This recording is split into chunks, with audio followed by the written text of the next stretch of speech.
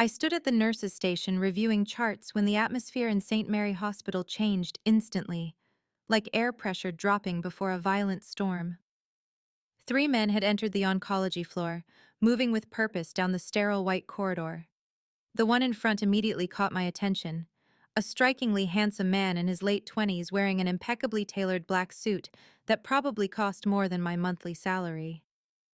Despite his youth, he carried himself with undeniable authority, his jawline sharp enough to cut glass, dark hair perfectly styled, and eyes that calculated everything they saw. This was Dominic Russo.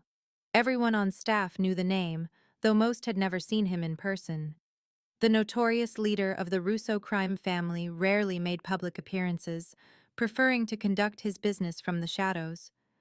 But today, something had drawn him into the light. His mother, Maria Russo, had been admitted last week with stage 4 pancreatic cancer, her prognosis measured in weeks rather than months. The two men flanking him were clearly bodyguards, their bulky frames and vigilant eyes scanning every corner of the hospital floor as they moved. Staff scattered at their approach, nurses suddenly finding urgent tasks in distant rooms, orderlies disappearing around corners. Only Sarah Winters, our head nurse, stood her ground as Dominic approached the station. I remained frozen nearby, clipboard clutched against my chest, watching as Sarah attempted to maintain her professional composure despite her visibly trembling hands. I could hear Dominic demanding better care for his mother, his voice low but intense, carrying the weight of someone unaccustomed to having his orders questioned. Sarah explained that the hospital was doing everything medically possible, that his mother was receiving the best care available, but her words seemed to evaporate in the heat of his barely controlled rage. The air in the corridor felt suffocating, heavy with the dual weight of his intimidating presence and the unspoken knowledge that his beloved mother was dying just rooms away. Despite his fearsome reputation, I could see something raw and desperate in his eyes, something deeply human that contradicted everything I had heard about this man who reportedly ordered killings as casually as others ordered coffee. Sarah caught my eye over his shoulder, a silent plea for assistance, and I realized with sudden clarity that I was about to be pulled into the orbit of one of the most dangerous men in the city. His mother was under my care for the night shift, which meant that I would soon be face to face with this man whose cold fury was filling our sterile hospital corridor. What none of us knew then, not Sarah with her professional bravery, not the scattered staff peering nervously from doorways, and certainly not the intimidating Dominic Russo himself, was how completely our lives would change because of the woman lying unconscious in room 317 and the simple lullaby my grandmother had taught me years ago. And now please stop and subscribe to my channel. Every subscriber brings me closer to 1,000, which helps me keep these stories alive and coming your way. If you're enjoying this video, don't forget to like it and drop a comment telling us where you're watching from. It's always amazing to see how far these tales travel across the world. Now let's continue. The night shift at St. Mary Hospital always carried a special kind of quiet, a liminal space between the bustle of daytime care and the deep stillness of early morning. My footsteps echoed softly against the polished floors as I made my final rounds, checking vital signs and adjusting medications. Most patients were asleep, but when I entered Maria Russo room, I found her restless, her frail body shifting beneath thin hospital sheets, despite the powerful medications coursing through her system. The machines monitoring her failing organs beeped steadily in the dim light, creating a mechanical chorus that seemed cruelly detached from the human suffering it measured. Moonlight streamed through half-drawn blinds, painting silver stripes across her weathered face. Without really planning to, I settled into the chair beside her bed and began to sing the lullaby my Italian grandmother had taught me as a child. A gentle melody about stars watching over sleeping children. The words flowed naturally, my voice soft but clear in the quiet room, as I watched Maria gradually still, her breathing becoming more even as the ancient melody worked its magic. I was so absorbed in the music and the peaceful transformation of her face that I failed to notice we were no longer alone until I felt the weight of someone watching me. Looking up, I froze mid-verse at the sight of Dominic Russo standing motionless in the doorway. His strikingly handsome face transformed by an expression of such raw emotion that he seemed like an entirely different person from the intimidating figure who had stormed our floor earlier. The moonlight caught the sharp angles of his face, softening them somehow as his dark eyes fixed on me with an intensity that made my heart stutter in my chest. Security should have prevented anyone from visiting at this hour, but rules like that clearly meant nothing to someone with his influence. I stumbled to my feet, apologies tumbling from my lips as I explained that his mother had seemed uncomfortable and the song sometimes helped soothe my elderly patients. His silence terrified me more than any anger could have as he continued staring, not at his mother, but directly at me, recognition washing over his features. When he finally spoke, his voice was barely above a whisper, rough with some emotion I couldn't identify, as he asked where I had learned that particular song. I explained about my grandmother from Naples, how she had sung it to me throughout my childhood, and something shifted in his expression, a vulnerability appearing, like a crack in armor. He moved fully into the room then. The intimidating man in the expensive suit suddenly transformed into a son watching his mother slip away. The machines continued their steady electronic vigil as we stood on opposite sides of Maria Russo bed, connected unexpectedly by a simple Italian lullaby that had somehow bridged the vast gulf between our worlds. Neither of us could have possibly known in that moonlit moment how this chance encounter would alter the course of both our lives, pulling us into a dangerous dance of protection, transformation, and an impossible connection that would challenge everything I thought I understood about good and evil, about monsters and men. Morning arrived with the hospital stirring back to life, the quiet intimacy of nighttime giving way to the methodical chaos of shift changes, breakfast carts, and rounds. I had just finished updating the next shift on Maria Russo's status when Sarah gripped my elbow, steering me firmly into the small medication room and closing the door behind us. Her face was drawn with concern, eyes darting nervously as she leaned in close, asking if I had any idea who Dominic Russo really was. She spoke in hushed, urgent tones about his reputation, how his family controlled everything from construction to city politics through intimidation and violence, how people who crossed him had a habit of disappearing. Sarah detailed rumors of rivals found in the river, witnesses who suddenly forgot everything they had seen, judges whose families received thinly veiled threats until cases were dismissed. The strikingly handsome man in his late 20s was apparently responsible for more bloodshed than most career criminals 3 times his age, having taken over the family business after his father died under suspicious circumstances. Sarah insisted I request a transfer to another floor immediately, before I became entangled with someone whose world operated by entirely different rules than ours. The fluorescent lights flickered overhead as I listened, casting harsh shadows that seemed to emphasize the gravity of her warnings.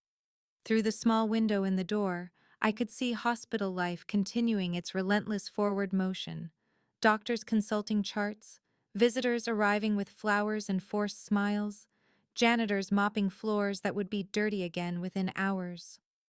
I told Sarah firmly that I understood her concerns, but I would not abandon my patient, explaining how Maria had responded to the music last night, how her vitals had stabilized, how something as simple as a lullaby had brought peace to a dying woman. I insisted that in this building, Maria Russo was not a mobster mother, but simply a patient deserving the same compassion and care as anyone else, that I refused to let fear dictate how I treated someone in my care. What neither of us realized was that the strikingly handsome man himself stood just around the corner, his tall frame partially hidden by a supply cart as he listened to our exchange, his expression unreadable in the artificial hospital light. I only discovered his presence when I exited the medication room and nearly collided with him in the hallway, his dark eyes meeting mine with an intensity that made the bustling corridor seem suddenly still and quiet. Something passed between us in that moment, a silent acknowledgement that transcended the warnings, rumors, and reputation that followed him like a shadow. I saw beyond the dangerous man others feared to the son keeping vigil beside his mother. And somehow I knew that this connection would pull me further into his complicated world, whether I wanted it to or not. Later that afternoon, I was adjusting Maria Russo 4 when a shadow fell across the bed, and I turned to find her son watching me from the doorway. The strikingly handsome man in his late 20s moved into the room with a graceful confidence that somehow made the spacious hospital room feel suddenly cramped, as if his presence expanded to fill every available inch. The afternoon sunlight streaming through the half-drawn blinds illuminated his perfectly tailored suit and caught the expensive watch on his wrist as he moved to stand on the opposite side of his mother bed. For several long moments he said nothing, simply studying me with those intense dark eyes that seemed to see far more than I was comfortable revealing. When he finally spoke, his voice was softer than I expected, asking me again about the song I had been singing the night before, where I had learned it, what it meant to me. I explained that my grandmother from Naples had sung it to me throughout my childhood, that it was one of the few connections I still had to my Italian heritage after she passed away. Something shifted in his expression then, a subtle softening around his eyes as he told me that his mother had sung him the exact same lullaby when he was a child, that hearing it again after so many years had caught him completely off guard. The coincidence created an unexpected bridge between us, a shared experience that momentarily transcended the vast differences in our worlds. He gazed down at his mother, his expression vulnerable in a way that transformed his handsome features, making him look younger and somehow more human than the fearsome figure who had terrorized the hospital staff yesterday. Without looking up, he told me that he had noticed how his mother responded to my voice, how her vital signs stabilized when I sang to her, how even now, in her unconscious state, she seemed more peaceful in my presence. The sunlight caught what appeared to be tears gathering in Maria's eyes, though she remained unresponsive, suggesting that somewhere deep in her fading consciousness, she could hear and understand our conversation. He wanted me to be her primary nurse for whatever time she had left, offering to double my salary if I would agree to the arrangement, revealing both his considerable power and his desperate vulnerability in a single breath. I found myself saying yes before I had fully considered the implications, drawn by some inexplicable connection to this dying woman and increasingly to her dangerous son. Neither of us could have possibly imagined how completely this simple arrangement would transform both our lives, pulling us into a complex relationship that would challenge everything I thought I understood about good and evil, about duty and desire, about the unexpected ways that music and grief could bind together two people from entirely different worlds. The news of my reassignment to become Maria Russo exclusive nurse spread through the hospital with the speed and intensity of wildfire, creating a ripple effect of whispered speculation and concerned glances. Hospital administration had reluctantly agreed after her son made what I later learned was an obscenely generous donation to the oncology department, enough to purchase new equipment that had been on the wish list for years. The strikingly handsome man in his late 20s moved through bureaucratic obstacles with the same effortless authority with which he navigated everything else, doors opening and objections evaporating in his wake. When we discussed the specifics of the arrangement in Maria Room, I made my position clear, telling him firmly that I would provide exceptional care for his mother because she deserved it, not because I feared him or wanted his money. Something like respect flickered in his dark eyes at my directness, though he maintained the careful control that seemed as much a part of him as his perfect suits and commanding presence. What I did not witness was the conversation that took place later that evening in the hospital parking garage, where his right-hand man Vincent cautioned him about getting attached to me, warning that their rivals in the Calabrese family were watching closely for any sign of weakness they could exploit. I remained blissfully unaware of these dangerous undercurrents as I returned to my small apartment that night, a modest one-bedroom walk-up that would have fit entirely within the living room of what I imagined was his sprawling estate. The contrast between our worlds could not have been more stark. My second-hand furniture and carefully budgeted life representing everything his existence was not. Yet as I prepared for bed, kicking off my sensible nursing shoes and warming leftover pasta in my tiny kitchen, I found my thoughts returning to the vulnerable expression I had glimpsed beneath his fearsome reputation, the genuine love he showed for his dying mother, the way his eyes followed me when he thought I was not looking. I told myself that my interest was purely professional, that my compassion extended to him only as the family member of my patient. But somewhere deeper, I recognized the dangerous pull he exerted, like gravity drawing me toward a planet I had no business orbiting. Outside my building, though I did not know it then, a black sedan with darkened windows idled across the street, men with cold eyes watching my windows, cataloging my movements, reporting back to rivals who recognized before I did how the powerful Dominic Russo was beginning to lower his guard around the nurse who sang to his mother.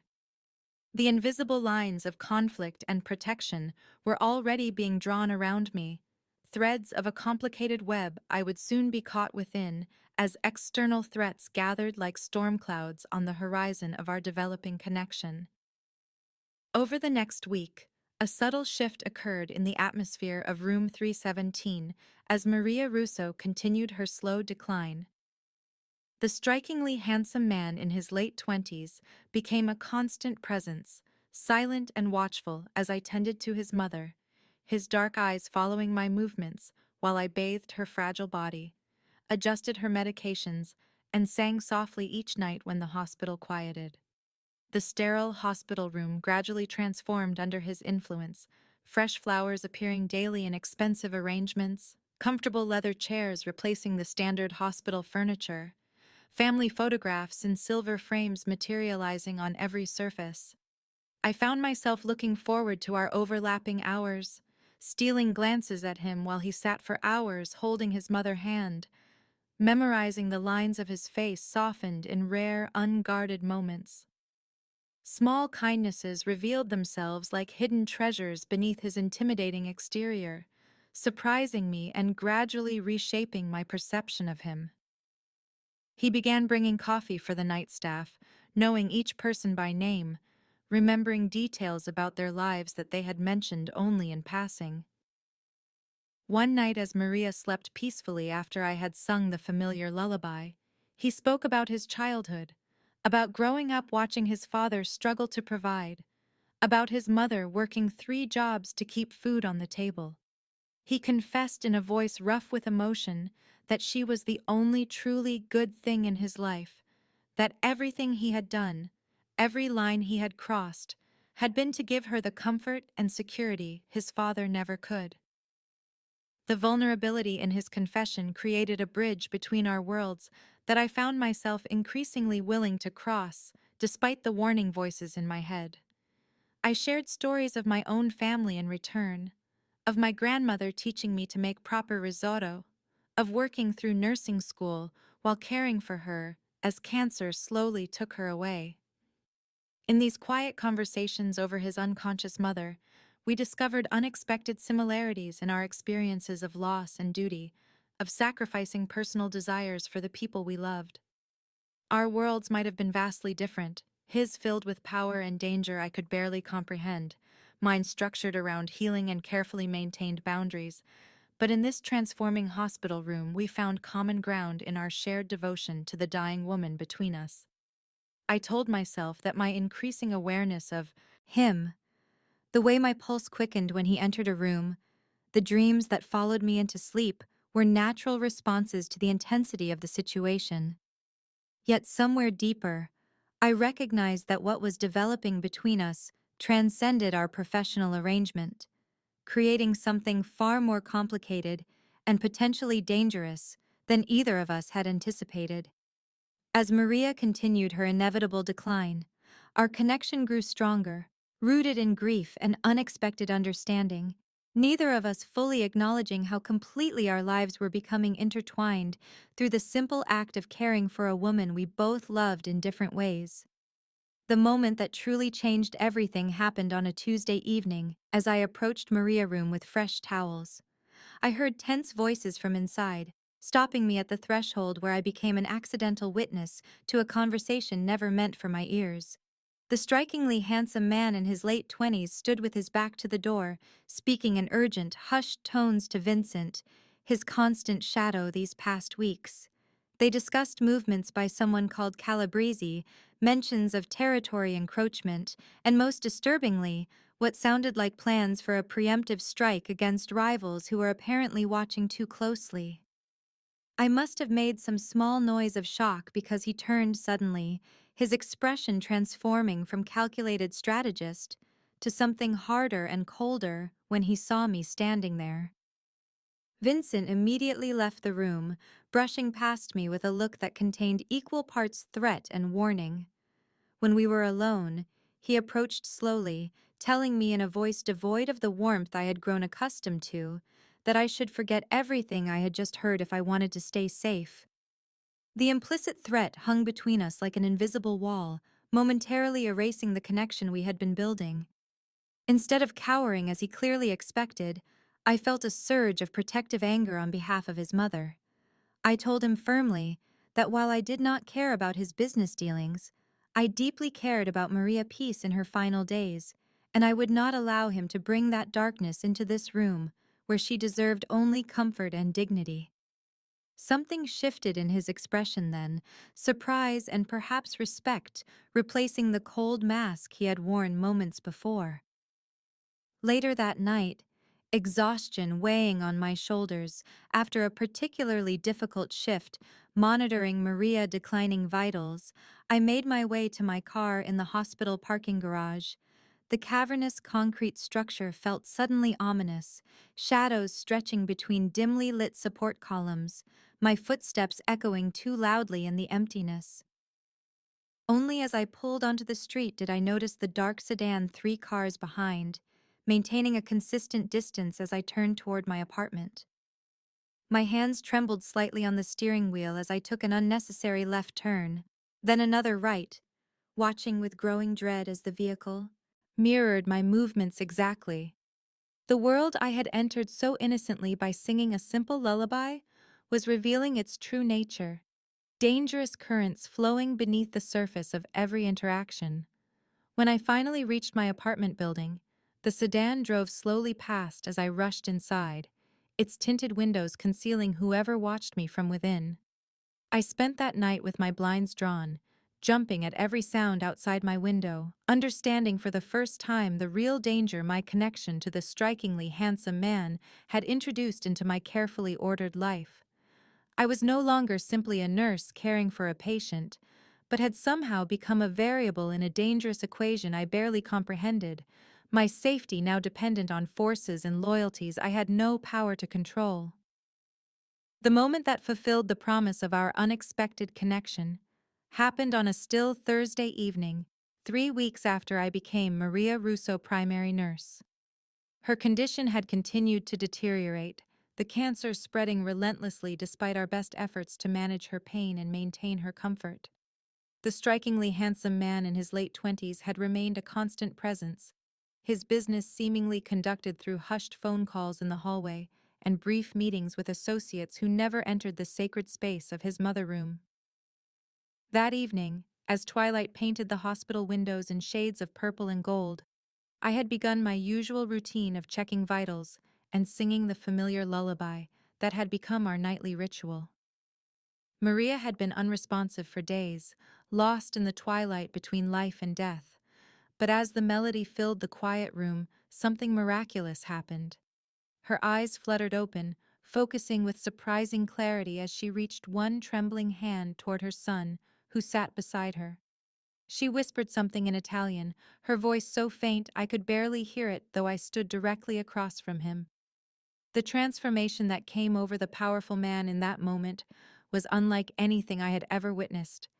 His carefully maintained control crumbling completely as he fell to his knees beside the hospital bed, gripping his mother hand as though it were his only anchor in a storm. Tears streamed openly down his face, wetting the expensive fabric of his suit, as he responded to her in their shared language, his voice breaking on words I could not understand, but whose meaning transcended any linguistic barrier. For several precious minutes, they communicated in soft Italian phrases, while I stood frozen, afraid that any movement might break the spell of this unexpected lucidity.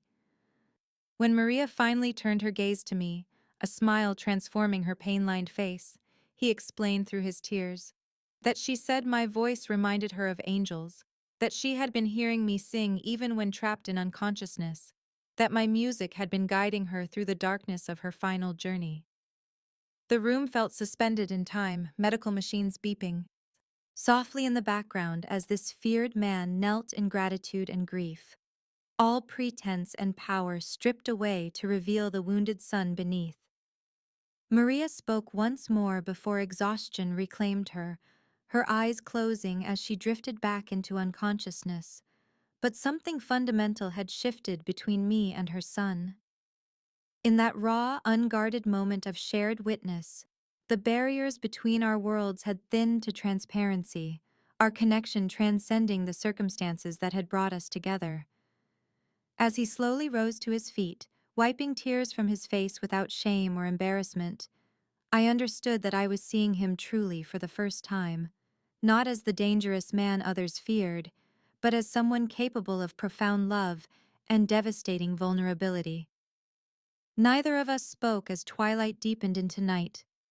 No words adequate to acknowledge the transformation that had occurred. Both of us forever changed by those few precious moments when Maria had briefly returned to us, creating an unbreakable bond between nurse and son that would pull us deeper into each other's lives. The day after Maria's brief return to consciousness, I arrived at the hospital to find two unfamiliar men in dark suits waiting beside my car in the staff parking lot.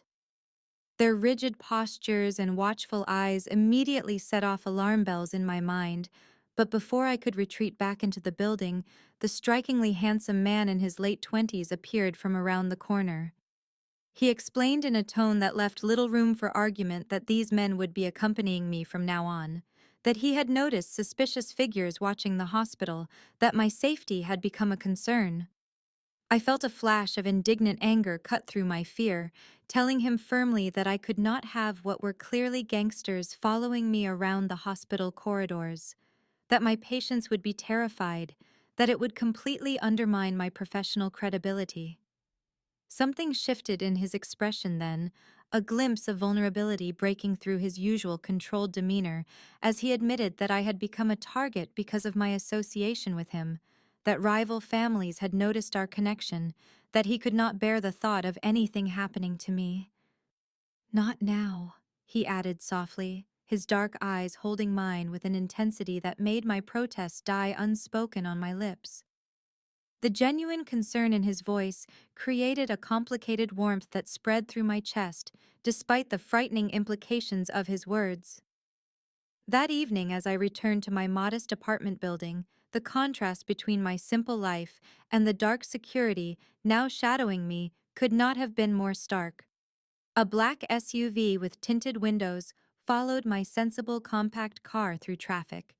Two more men I had not previously seen waited outside my building, nodding respectfully as I passed. My apartment, with its second-hand furniture and carefully budgeted decorations, felt suddenly vulnerable, its locks flimsy, its windows offering too many access points for anyone determined to reach me. I found myself drawing the blinds tightly, checking and rechecking the deadbolt on my door, jumping at unfamiliar sounds from the street below. The danger I had accidentally stepped into by caring for Maria Russo was becoming increasingly real, no longer an abstract concept, but a tangible threat circling my ordinary life like sharks scenting blood in water. Yet alongside this growing fear, I felt something else developing between the strikingly handsome man and myself, something that transcended our initial roles as nurse and family member. His protection represented more than simple duty or obligation. revealing a personal concern that extended beyond gratitude for my care of his mother. When our eyes met across her hospital bed, something electric passed between us, an unspoken connection forged in shared grief, an unexpected understanding. I told myself that these feelings were dangerous, inappropriate, possibly even Stockholm Syndrome, developing under intense circumstances. Yet I could not deny the way my heart raced when he entered a room, how I found myself watching the clock until his next visit, how I caught myself imagining impossible scenarios where our worlds could somehow align without either of us losing essential parts of ourselves. The moment when all the gathering tensions converged happened with brutal suddenness 3 days after Maria Brief returned to consciousness. Her condition deteriorated rapidly overnight, vital signs weakening despite our interventions, her breathing becoming shallow and labored. The attending physician pulled me aside during morning rounds, his expression grave as he explained she likely had days at most, perhaps only hours. I was preparing to call her son with this devastating update when alarms began blaring throughout the oncology floor, red emergency lights flashing as an automated voice announced a hospital lockdown. Through the chaos of staff securing rooms and frightened patients, I caught sight of Vincent sprinting down the corridor, his normally composed face twisted with urgent concern. He reached me just as I stepped out of Maria's room, gripping my arm and whispering that Antonio Calabrese had sent men to find the strikingly handsome man in his late 20s, knowing he would be vulnerable during his mother's final hours. Before I could fully process this information, I saw them at the end of the hallway, 3 men in expensive suits who moved with predatory purpose, clearly not hospital staff or legitimate visitors. Vincent had already disappeared to secure other exits, leaving me alone to make a split-second decision that would alter the course of everything that followed. When the strikingly handsome man emerged from the elevator, completely unaware of the danger, I intercepted him immediately, pulling him into a supply closet with an urgency that overrode any sense of professional boundaries. In the cramped darkness, among shelves of medical supplies, I explained in hurried whispers about the men searching the floor, about the lockdown, about his mother's worsening condition. His face in the dim light showed a complex storm of emotions, grief for his mother battling with cold calculation about the threat, all of it momentarily overshadowed by our unexpected physical proximity in the confined space. We remained hidden as heavy footsteps passed by, my nursing badge and authority having temporarily misdirected the searchers to another wing, but the reprieve would be brief in the contained environment of a locked-down hospital. Outside our hiding place, tension thickened the air as staff and patients sensed the dangerous undercurrents flowing beneath the official explanation of a security breach. The strikingly handsome man leaned his forehead against the door, his controlled facade cracking under the combined weight of his mother's imminent death and the threat to his own life, both converging in a perfect storm of crisis. I found myself reaching for him in the darkness, my hand finding his arm in a gesture of comfort that crossed all the careful lines I had drawn between us. The physical contact seemed to center him, his breathing steadying as he covered my hand with his own, our fingers intertwining with an intimacy that acknowledged what neither of us had yet spoken aloud, that somewhere amid grief and danger, amid professional boundaries and worlds that should never have intersected, something profound and unexpected had taken root between us. Hours later, after hospital security had escorted the Calabrese men from the premises and the lockdown was lifted, I returned to Maria's room to find it eerily quiet, the machines still tracking her weakening vital signs as she continued her inevitable decline. I settled into the chair beside her bed and began singing softly, the familiar lullaby flowing from my lips despite the exhaustion and fear that trembled through my body. The day had left me drained, adrenaline fading to leave behind a bone-deep weariness.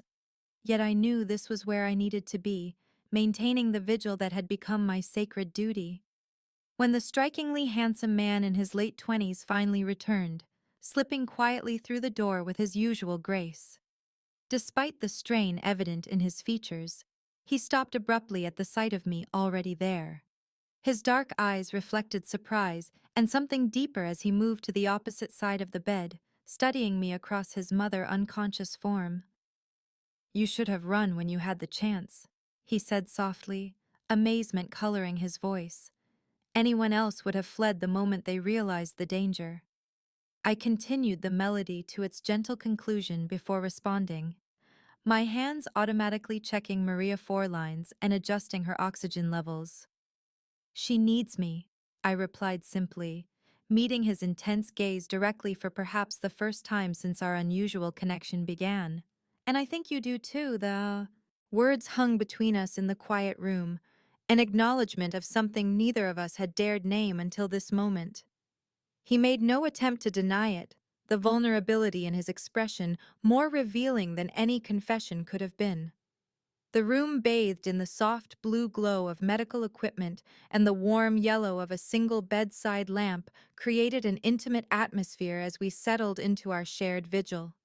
Throughout that long night, as Maria's breathing became increasingly labored, we talked in hushed tones about everything and nothing, the artificial barriers between our worlds dissolving in the face of impending loss.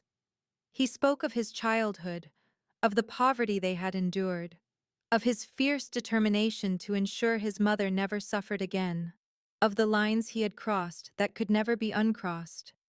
I shared my own history of loss, my grandmother's slow decline from the same disease now taking his mother, my choice to become a nurse to ease suffering I could not prevent. Somewhere in those quiet hours, as moonlight gave way to the first hints of dawn outside the hospital windows, something solidified between us, a connection deeper than professional duty or physical attraction. When his fingers reached across the narrow hospital bed to find mine, our hands joining in silent acknowledgement of what was happening between us, I knew with absolute certainty that whatever came next, I was already irrevocably changed by my encounter with this dangerous, complex man and the mother whose song had brought us together. Maria Russo left this world on a Tuesday morning, slipping away so gently that the exact moment seemed impossible to pinpoint, like trying to identify when night truly becomes dawn. We had maintained our vigil through the longest night of my nursing career, the strikingly handsome man in his late 20s on one side of the bed, myself on the other, our hands occasionally meeting across the thin hospital blanket covering his mother, increasingly still form. As the first light of morning began filtering through the blinds, casting soft golden rays across the room, I sensed a change in her breathing and began singing the lullaby one final time, my voice steady despite the tears gathering in my throat. Her face seemed peaceful as the melody filled the quiet room, the harsh beeping of machines fading into the background as something more profound filled the space between us. When the final notes drifted into silence, Maria's chest rose once more and then settled, the monitor beside her bed flatlining with a gentle persistence that confirmed what we already knew. The strikingly handsome man bowed his head, his shoulders shaking with silent grief as I reached across to turn off the alarm, allowing dignity and quiet to accompany her passing. Through his tears, he told me that she had waited for me to arrive that morning, that somehow she had held on to hear my voice one more time, that my singing had given her permission to finally let go. His vulnerability in that moment stripped away all pretense between us, revealing the wounded heart beneath his dangerous exterior. I found myself sharing what I had kept secret until now, that during her brief return to consciousness days earlier, Maria had gripped my hand with surprising strength and asked me in broken English to watch over her son after she was gone. She knew he would be lost without her steadying presence, feared what he might become when unmoored by grief. The breaking dawn outside the window cast the room in a gentle glow that seemed to symbolize both an ending and a beginning. Grief for what was lost, mingled with tentative hope for what might still be possible. Neither of us spoke, as hospital protocols were followed, as Maria's body was prepared for transport, as paperwork was signed, and condolences offered by staff who had come to know us during these weeks of waiting. Throughout it all, the strikingly handsome man remained close beside me, as though my presence provided an anchor in the storm of his grief. When we finally left the hospital together, stepping into the bright morning sunlight that felt almost offensive in its cheerfulness, I understood that whatever dangerous path lay ahead, I had already committed to walking it beside him, bound by a promise to a dying woman, and something far more complex growing between her son and myself. The funeral passed in a blur of black suits and solemn faces, rituals of grief performed with the same precision that seemed to characterize everything in his world. 3 days later, the strikingly handsome man in his late 20s stood in my modest apartment living room, looking completely out of place among my second-hand furniture and nursing textbooks, like a wolf that had somehow wandered into a suburban living room. His expensive suit and careful composure contrasted sharply with the simple surroundings, as he offered me everything I could possibly want: protection, money, a new apartment in a better neighborhood, all delivered with the certainty of someone unaccustomed to refusal. I listened to his offers from my worn couch, watching how he continuously scanned the room as though searching for threats even in this humble space, unable to fully relax even here.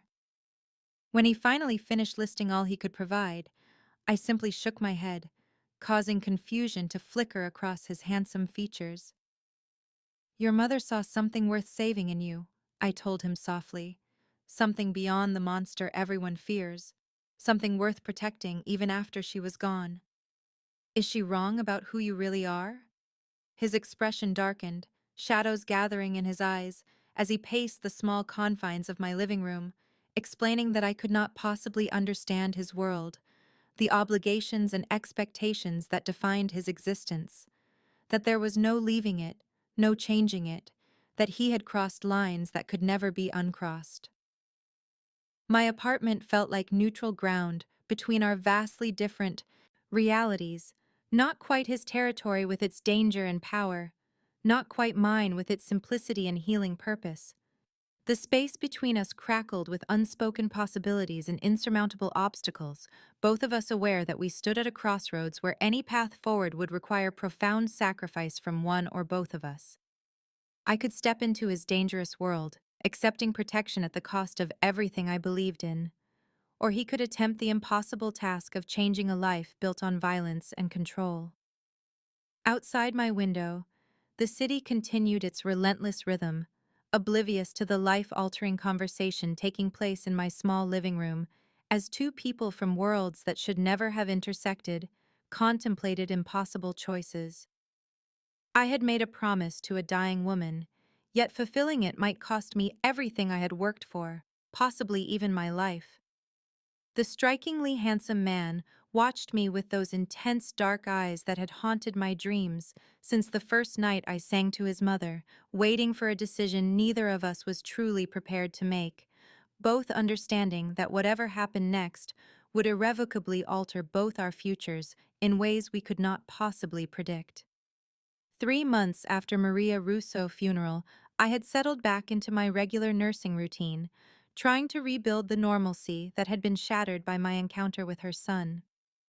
I had refused all contact with the strikingly handsome man in his late 20s, despite his persistent attempts through flowers delivered to my apartment, messages relayed through hospital staff, and even a handwritten letter I had returned unopened. My life had resumed its predictable rhythm of 12-hour shifts, quiet evenings alone, and occasional dinners with friends who knew nothing of the dangerous world I had briefly touched.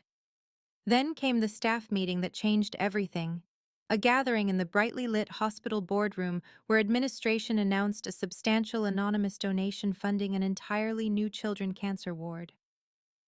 As our chief of medicine described the state-of-the-art facility that would be named the Maria Russo Memorial Pediatric Oncology Center, I felt my heart constrict with the certainty of who stood behind this generous gift.